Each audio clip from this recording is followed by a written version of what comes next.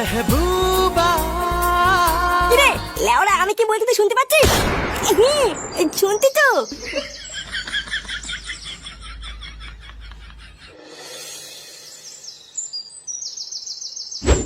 তাহলে বলো দাদু ভাই, নতুন স্কুল কেমন লাগলো?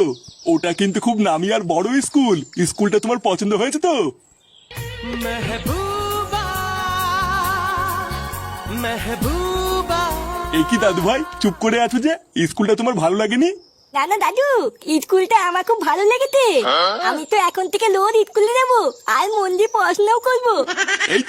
এই তো আমার দাদু ভাইয়ের মতন কথা। এবার থেকে রোজ স্কুলে যাবা আর বাড়িতে রোজ মন দিয়ে পড়াশোনা করবা, ঠিক আছে? এই পাড়ায় সবাইকে দেখে দিতে হবে দাদু ভাই যে তুমিও পারো। আচ্ছা দাদু, ঠিক আছে। তা হ্যাঁ রে, স্কুলে স্যার কি বললো? ও কি আবার বলবে, বললো কালকে থেকে স্কুলে পাঠিয়ে দিতে। আর জানো বাবা, ওই স্কুলে না আমার বন্ধু পল্টুর মেয়েও পড়ে। কি বলছিস, তাই? হ্যাঁ গো, তুমি দাঁড়াও, আমি এক্ষুনি ক্লাবে গিয়ে সবাইকে বলে আসছি।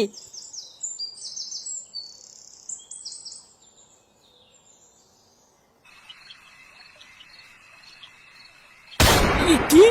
ওই স্কুলে তুই তো ছেলে ফাটাকে ভর্তি করে দিয়ে আসলি?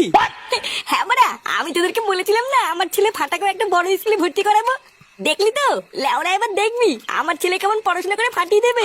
পল্টু, ওর ছেলে স্কুলে ফাটাক বা না ফাটাক, তোর গান ফাটলো রে। ভোদা, তোর মেয়েও তো ওই স্কুলেই পড়ে। এবার তোর মেয়ের গান মারা সারা। বাড়া কেন গান মারা যাবে কেন? ভোদার বল, আমার ছেলে ওই স্কুলে পড়াশোনা করতে যাবে, এখানে পল্টুর মেয়ের গান মারা যাওয়ার কি আছে?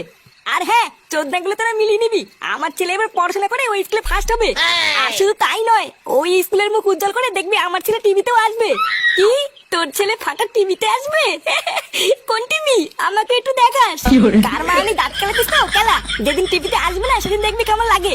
দাঁড়া না, কালকে থেকে একবার আমার ছেলেকে স্কুলে যেতে দে, তারপরে দেখবি আমার ছেলের নাম কেমন ছড়িয়ে পড়ে।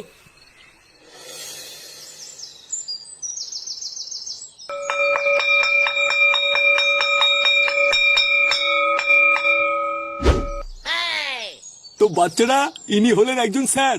সরকারের পক্ষ থেকে ইনি আমাদের স্কুলটাকে পরিদর্শন করতে এসেছেন। তাই ইনি তোমাদেরকে যা যা প্রশ্ন করবেন তোমরা সবাই ঠিক ঠিক উত্তর দেবে, ঠিক আছে? আচ্ছা স্যার। বাহ, আপনাদের স্কুলের বাচ্চাগুলো দেখছি খুবই ভদ্র। হ্যাঁ মানে ওই আর কি। এই যে পিছনে বসে আছে হলুদ গেঞ্জি। মানে আমি স্যার? হ্যাঁ তুমি তুমি এইসব স্কুলে কি ড্রেস পরে এসছো? তোমার স্কুলের ড্রেস কোথায়? এই গান মেটেতে এত লোকের মাঝে তুই না, শুধু আমাকেই দেখতে পেলো। মানে স্যার, আসলে আমার স্কুলে জামা প্যান্ট নেই তো, তাই বাবা বলেছে কালকে নিয়ে আসবে। আপনি যদি বলেন স্কুল থেকে তুলে দিতে আমি তুলে যাবো, কিন্তু আমাকে মারবেন না স্যার।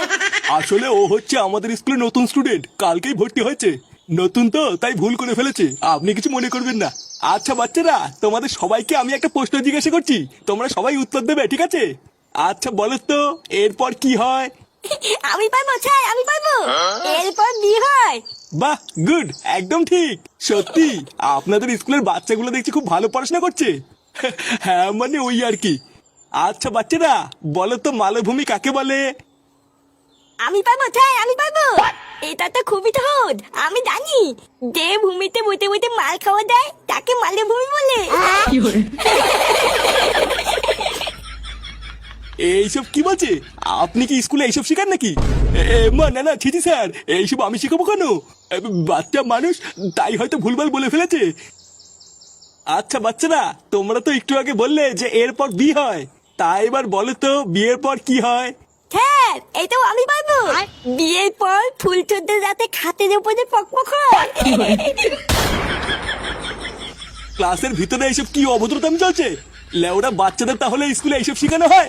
দাঁড়ান, বাঞ্চত সরকারের কাছে বলে আমি আপনার স্কুল দুটোরই গাল মারছি। Bye bye tata goodbye गया।